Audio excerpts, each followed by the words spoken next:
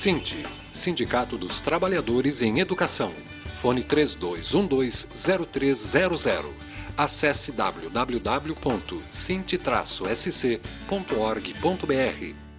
Olá, amigos. Começa mais um Floripa em Foco ao vivo com o SINT, que é o Sindicato dos Professores aqui no estado de Santa Catarina, ao vivo às quartas-feiras, 2h30 da tarde. E todo dia, a partir das 22 horas, tem a representação desse bate-papo, que nesta semana vai ser com o coordenador estadual do SINT, o professor Luiz Carlos Vieira. Bem-vindo, professor. Tudo tranquilo? Obrigado, Silvio, e a todos aqueles que nos assistem, nos acompanham pela TV Floripa, nesse programa Floripa em Foco. Isso, e também pelo próprio site do SINT, né? sint-sc.org.br, onde todos os Floripa em Foco e todas as informações que vamos conversar com o professor Luiz Carlos estão à disposição. Foi boa a viagem a Campos Novos? O que houve lá? Uma reunião do Conselho Deliberativo, foi isso? É isso, Silvio. Nós tivemos a reunião do Conselho Deliberativo do nosso sindicato, nós que encerramos então, suspendemos a greve no dia 3 de julho, então praticamente um mês, né? Aí tivemos que sentar para fazer uma avaliação das mesas de negociação, uma avaliação também da greve e preparar também as deliberações, porque nós temos aí nos próximos dias também, no mês de agosto, logo no início do mês de agosto, uma Assembleia Estadual. Quando? Dia 5 de agosto nós temos uma Assembleia Estadual que já foi deliberada na Assembleia de 3 de junho, de julho, né? Quando nós definimos os 60 dias aí da mesa de negociação. Certo. E no dia 5 de agosto, então, uma Assembleia aqui em Floripa? Não, ela vai acontecer na região de Rio do Sul. Rio do Sul, central, para facilitar a participação. Também central pela participação, mas também no sentido de estarmos aí fazendo a regionalização também das nossas atividades, né? E aquela região, Vale do Itajaí, a gente há muito tempo também a gente não prestigia ele, né? Enquanto categoria, no sentido de fazer uma Assembleia Estadual lá e outro evento assim mais, digamos, de maior corpo. Então, Rio do Sul se propôs, a região ali, né, se propôs a estar recebendo aí certo. O SINT. E as mesas de negociação já foram executadas todas? Não, elas estavam programadas para 11 mesas, né? Nós trabalhamos até agora 5 meses, mas fazem já alguns dias que nós não temos mais nenhuma mesa e essa semana provavelmente não teremos essa mesa também. Já não são pré-agendadas? Elas estavam pré-agendadas na terça-feira, né? Sempre pré-agendada, toda terça-feira. E se tivesse alguma extraordinária, como já ocorreu, poderia ser chamada, né, para ser debatido. Porém, nós nos colocamos na mesa e discutimos tudo que era necessário com relação à tabela salarial, e é esse o ponto agora central que nós estamos discutindo todas os percentuais de diferença entre os níveis, que são a questão da formação, a diferença entre as referências, que é o tempo de serviço do trabalhador. Discutimos essas questões, fizemos a nossa proposição, a nossa proposta, e o governo ficou de nos dar um retorno, né, de estudar, dar um retorno do impacto financeiro que essa nossa proposta traria e, obviamente, o governo apresentou uma proposta para nós, e essa proposta nós não aceitamos, insuficiente nesse sentido, e colocamos a nossa proposta. Ele ficou de estudar e trazer para nós. Ou a mesma, ou aceita a nossa, ou ele traz uma outra proposta, porém o governo, segundo o governo, e a nota que nós recebemos, né, de informação porque não haveria a mesa, né, e a discussão é que ele ainda não sentou, internamente. Não tem uma proposta para apresentar. Não tem uma proposta ainda interna, fechada, para apresentar para a categoria. E por isso que nós não sentamos. E não adianta agora sentar sem ter esse pressuposto, que é onde o governo vai dizer quanto que eu vou investir nessa nova tabela para poder valorizar os trabalhadores da educação. Quanto que eu vou investir, quanto que o governo vai investir. Se ele não trouxer esse valor, não adianta a gente sentar para discutir outras questões, né? E ainda tem outros debates para serem feitos, que é o reajuste desse ano, que ainda não veio para a maioria da categoria. Do piso? Do piso. Que deveria vir em janeiro. Exato, não veio, né? Só veio para aqueles que não ganhavam o piso, para os demais trabalhadores não tivemos nenhum reajuste. Nós queremos saber do governo qual é o reajuste também que vai nos dar. Nós estamos pedindo 13,1% e retroativo a janeiro. O governo deu apenas os 13,1% para quem não ganhava e os demais ficaram sem nenhum percentual de reajuste até nesse momento. Então, são questões assim que, na verdade, agora o governo precisa mostrar o dinheiro. O governo precisa dizer para a nossa categoria, ó, eu vou dar tanto, é isso que eu tenho, é isso que eu posso dar, e aí a categoria nós vamos avaliar. Por isso, dia 5 de agosto, nós vamos estar na Assembleia debatendo aí a proposta do governo. Certo. Então, eu penso que... E aí as outras questões são mais periféricas, que dá para a gente discutir. Se não conseguimos discutir até 5 de agosto, o debate vai continuar na mesa, né, depois do 5 de agosto. Mas isso é primordial, a gente sentar para fechar a questão da tabela salarial, porque dependendo da tabela vem toda a questão do plano de carreira, aí temos que discutir as gratificações, temos que discutir os cargos, temos que discutir outras implicações que dão dentro da própria plano de carreira. Tem coisa para se conversar. Tem muita coisa. E para esgotar essa questão das mesas de negociação, elas têm um prazo, foi estabelecido até 4 de agosto, no caso. 4 de agosto. 4 de agosto. E dia 5 já é a Assembleia para avaliar o que foi avaliado nas mesas. Exato, o que foi definido nas mesas. Então é nesse sentido que a gente vamos nos reunir também no dia 5 de agosto. E essa reunião do Conselho Deliberativo do Síndico que aconteceu em Campos Novos, o que deixou definido? Vão fazer essa Assembleia no dia 5? Já tem alguma posição para encaminhar nessa Assembleia? Qual foi o norte aí do Conselho Deliberativo? Bom, primeiro nós fizemos uma avaliação da questão do debate nacional sobre o piso salarial nacional dos trabalhadores da educação, porque tem um novo piso, né? Nós estamos debatendo no Congresso Nacional um novo piso profissional nacional, que é para todos os trabalhadores de educação. O que nós aprovamos, o que foi aprovado em 2008, foi o piso nacional para os professores. Agora para todos os trabalhadores da educação. Essa já era a nossa luta lá desde a LDB de 96, mas que não passou e teve que se limitar aos professores. Então, aprovou os professores, o debate continua, nós estamos apresentando aí para todos os trabalhadores da educação, porque também o artigo 206 da Constituição não tinha sido regulamentado e estava em suspenso, então por isso também foi uma das dificuldades. Mas agora está tudo tranquilo.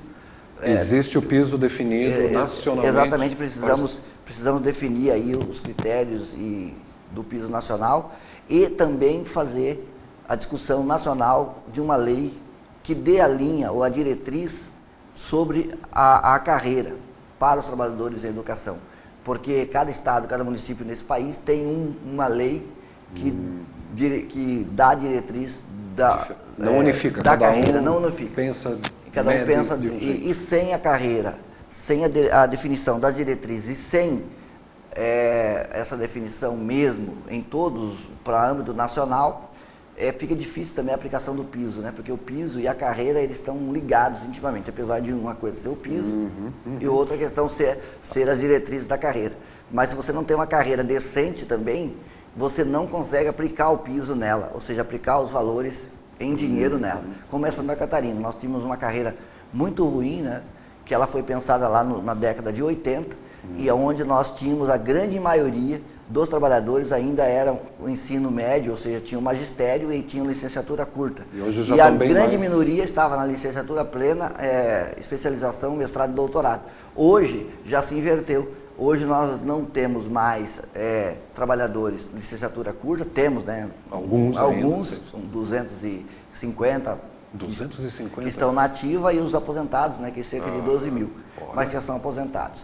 Né? Mas esses que existem. Sim, dos 30 mil na ativa, 250 tem a graduação mínima. Exato. Olha, isso é um item de qualidade, né? Um indicador de qualidade. E ainda a grande maioria deles não são professores, né?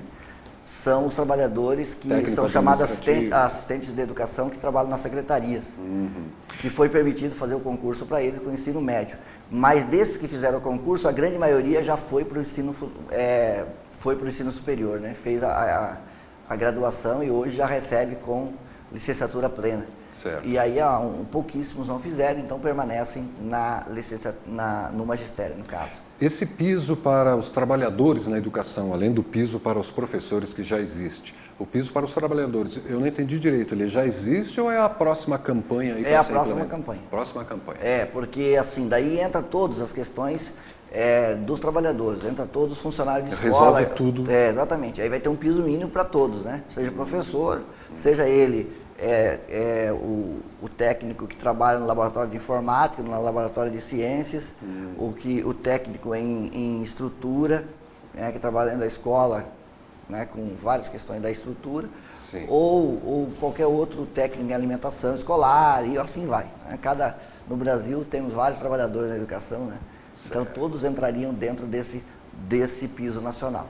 Antes da gente ir para o nosso breve intervalo e aproveitando uma questão de estrutura, está certo que é no âmbito municipal, professor, mas há uma discussão aqui no bairro Rio Vermelho, em Florianópolis, sobre uma ampliação numa determinada escola municipal. Tem um pátio lá mínimo, né, com grama e uma árvore imensa, muito bonita, que querem tirar para construir mais salas de aula. Uma escola em que os professores estão alegando que não há como comportar mais de 1.000 alunos, porque isso pode agregar jovens convivendo com alunos mais idosos, pode criar uma série de problemas além da superpopulação. Isso procede? Tem que ter um número mínimo assim na estrutura e não se deve misturar classes iniciais com classes já no final do segundo grau?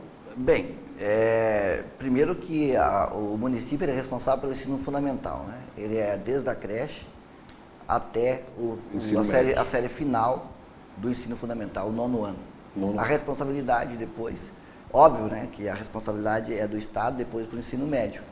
Mas o Estado também é responsável por todas essas etapas, né, da educação. Aí, quando nós falamos nessa questão do tamanho da escola,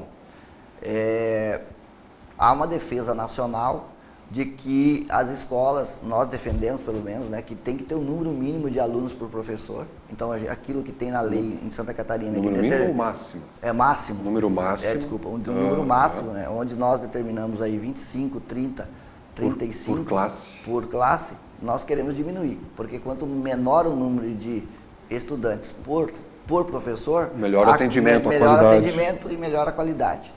No caso de nós termos lá crianças desde da creche até da educação infantil, creche, educação infantil, até o final do ensino fundamental, que é no caso dessa escola municipal, é óbvio que nós vamos ter problema. É óbvio, É óbvio que nós vamos ter problema. Previsível. É previsível, porque são espaços diferentes, né? Não dá para a gente colocar as crianças no mesmo espaço que um outro, que adolescentes. E já existem estudos de que as fases de desenvolvimento, né, elas precisam estar acomodadas dentro, acompanhando junto com os demais. Então não dá para a gente misturar as fases de desenvolvimento. Primeiro porque pode ocasionar, né, esse choque, né, dentre aqueles que estão numa outra fase. Então a gente defende que as estruturas elas têm que ser também dedicadas. Também tem que ser menores do que a que normalmente a gente percebe. Né? É óbvio que quanto menor para o Estado ou para o município é um problema, né? Porque ele tem que ter maior número de professores, maior número de trabalhadores e tal. Mas na relação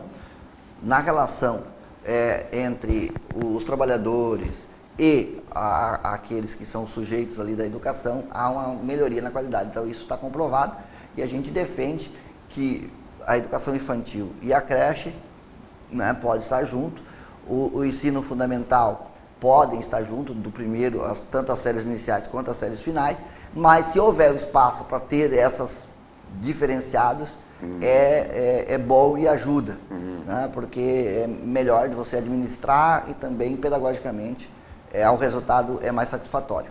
Então, e outra, eu creio que o município tem outras opções que não seja só ampliar a escola, né, para fazer lá um aglomerado, um amontoado de crianças dentro de um espaço pequeno. Então, a gente tem que trabalhar na perspectiva de também dar o espaço. Hoje, a grande maioria dos estudantes eles já vivem em apartamento, como o caso da nossa situação aqui em Florianópolis, né? Tem um percentual grande. Não tem contato com a natureza. Exato, que não tem contato com a natureza, que fica dentro dos apartamentos, e aí quando vai para a escola, o espaço de aprendizagem, né? Mais cimento ainda. Mais ainda fechado entre quatro paredes, né? E Foi toda essa problemática. Foi o que me chamou a atenção, cortar um garapuvu imenso, belíssimo, para construir mais sala de aula, tirar o pátio de recreio. Tem que repensar essa questão. Tá bom. Isso é em âmbito municipal, mas também vale para o Estado inteiro. O Estado, ele já tem as escolas, quando são mais antigas, tem mais espaços, né? E, ultimamente, o Estado tem construído pouquíssimas escolas. Né? Vamos ao nosso tradicional breve intervalo e já voltamos no Floripa em Foco do Cinti, na TV Floripa, a TV que você vê, ouve e sente a diferença.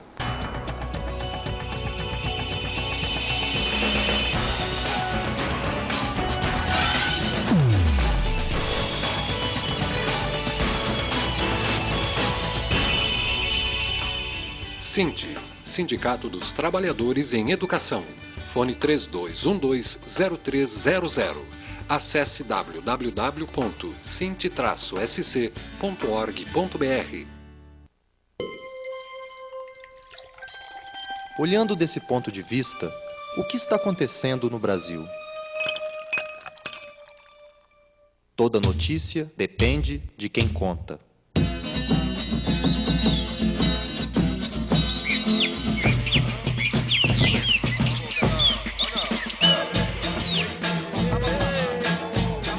Assine Brasil de Fato.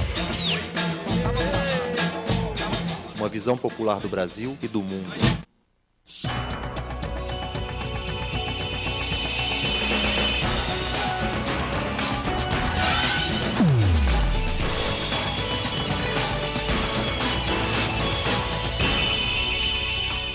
Cinti, Sindicato dos Trabalhadores em Educação. Fone 3212-0300. Acesse www.cinti-sc.org.br.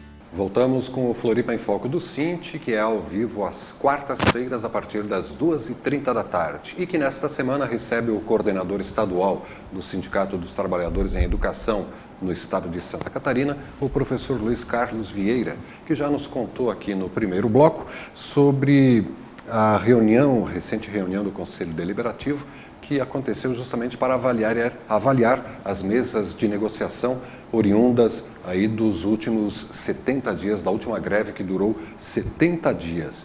E a greve também gerou uma outra questão, que é a reposição das aulas, né? Elas estão acontecendo, está sendo acertado caso a caso. Até quando vai a reposição? Dá para estimar mais ou menos até quando? Olha, Silvio, nós temos aí casos, né? Casos e casos. Tem escola que, inclusive, a reposição se estende para o ano que vem. Uhum. Porque se todos os professores fizeram a greve naquela unidade escolar, e todo o período da greve, nós vamos estender esse calendário. Tem gente que não fez os 70, tem gente que exatamente. Tem várias situações. Várias situações. Depende do número de trabalhadores que fizeram a greve, depende da quantidade de dias de greve também que fizeram. Então, é esse o detalhe. Mas a reposição, de uma forma geral, elas estão trabalhando, os professores estão fazendo a reposição. Inclusive, foi uma das nossas brigas, entre aspas, para que o professor pudesse também fazer a reposição aos sábados, né? Uhum. E aí, para poder também não se alongar demais o calendário escolar. Então, nós fizemos esse enfrentamento com o governo, conseguimos aprovar aí minimamente uma forma e critérios, né, para que fosse feito a reposição. E também outra questão que tem relação com a reposição é o pagamento dos dias descontados. Então, os trabalhadores que foram descontados 10 dias em abril, 10 dias em maio, esses trabalhadores terão o seu dinheiro devolvido agora em julho.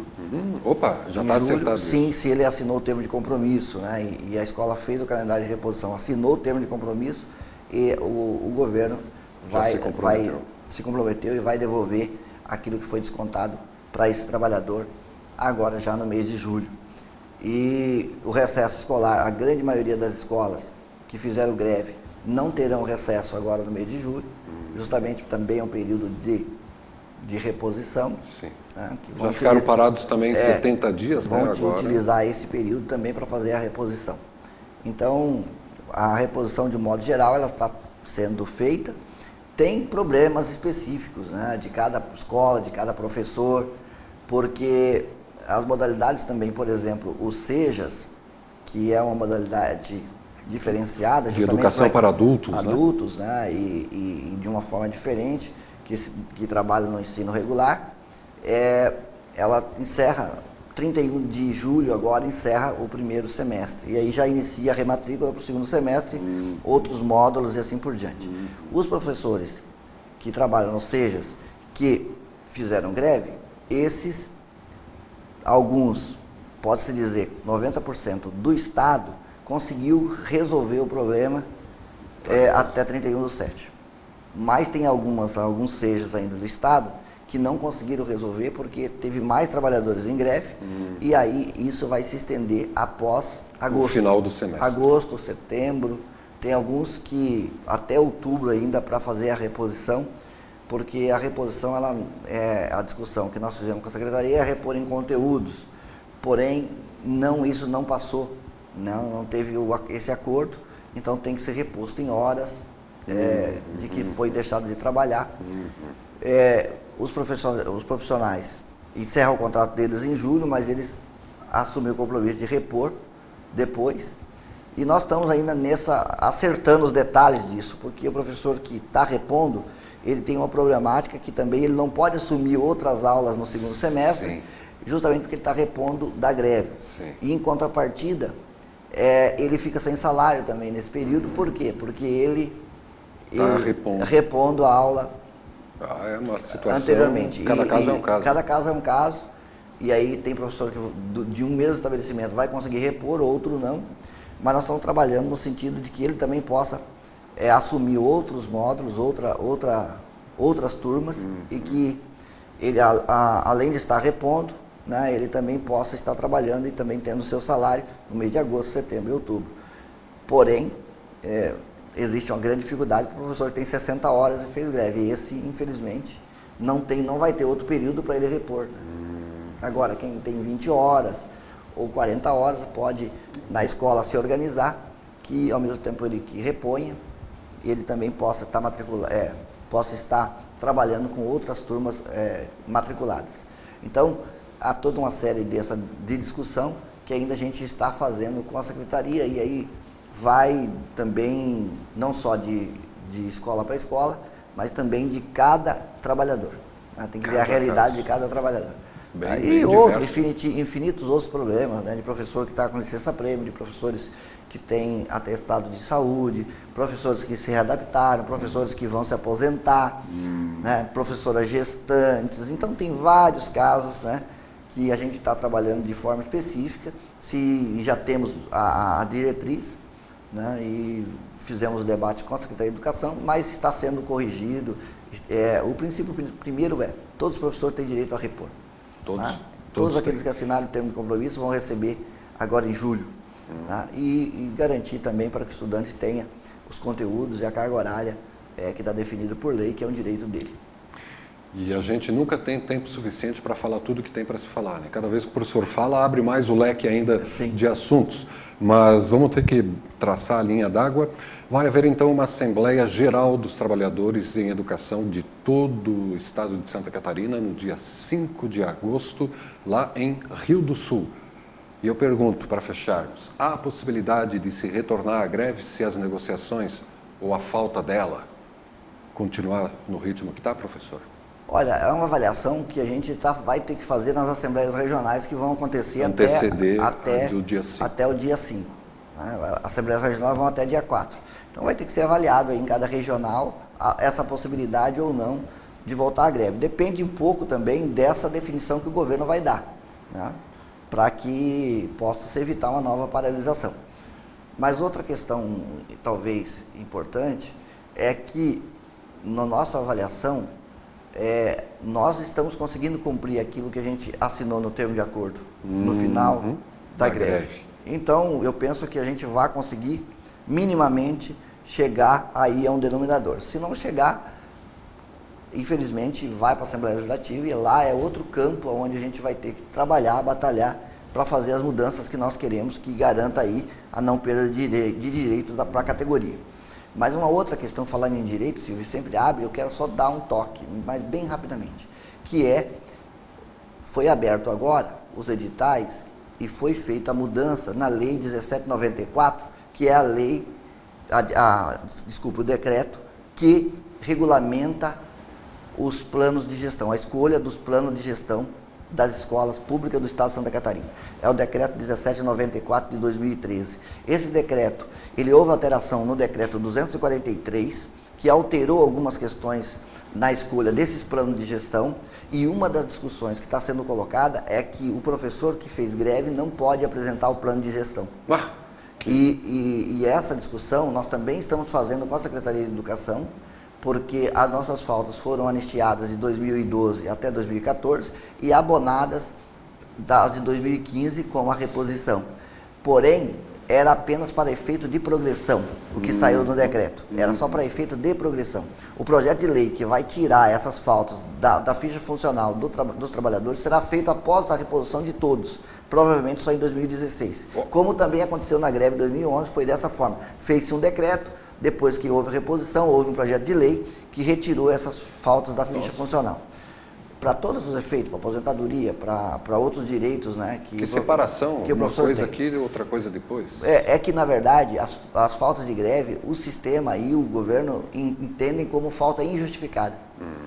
Não entendem como falta de greve apenas. Né, não é à toa que o sistema está falindo e afundando. Exatamente, por isso que é antidemocrático, porque só porque eu fiz greve não tenho o meu direito de participar com o meu plano de gestão qualifica. Com aquele que não fez greve. E nós estamos nessa batalha aí, né, nesse momento, esse é um foco. Não estamos defendendo essa forma dessa gestão antidemocrática, né, porque começa por um decreto e vem toda essa discussão que a gente acabou de fazer para impedir que o professor grevista possa também apresentar seu plano de gestão. O Sint não defende essa forma, deixa bem tranquilo aqui, claro, não defende essa forma de escolha para os gestores escolares. Porém, a gente quer garantir o direito de todos os trabalhadores poder participar daquilo que eles quiserem, sem ser punidos pelo fato deles terem feito a paralisação e lutado pelos direitos da categoria. Esse plano de gestão é elaborado só pelo interior da escola internamente? E define como é que vai ser o ano, é isso? Que define como vai ser a gestão dele, nos 3 anos. Tem autonomia 3 anos. 3 anos. A comunidade escolhe o plano de gestão. É importante isso. Só que esse plano de gestão tem que passar por uma banca examinadora da Secretaria de Educação. E para apresentar esse plano de gestão para ser examinado, você não pode ter falta injustificada. Que critérios malucos. Na verdade, trata de forma diferenciada, né? Aqueles que lutam sempre são. Bom, o relógio não para, professor. É sempre um prazer conversarmos. Uma boa semana e até a próxima quarta-feira, 2h30 da tarde. Com certeza, e a luta continua. Obrigado você, telespectador, pela audiência. Visite o www.sint.org.br. TV Floripa, a TV que você vê, ouve e sente a diferença.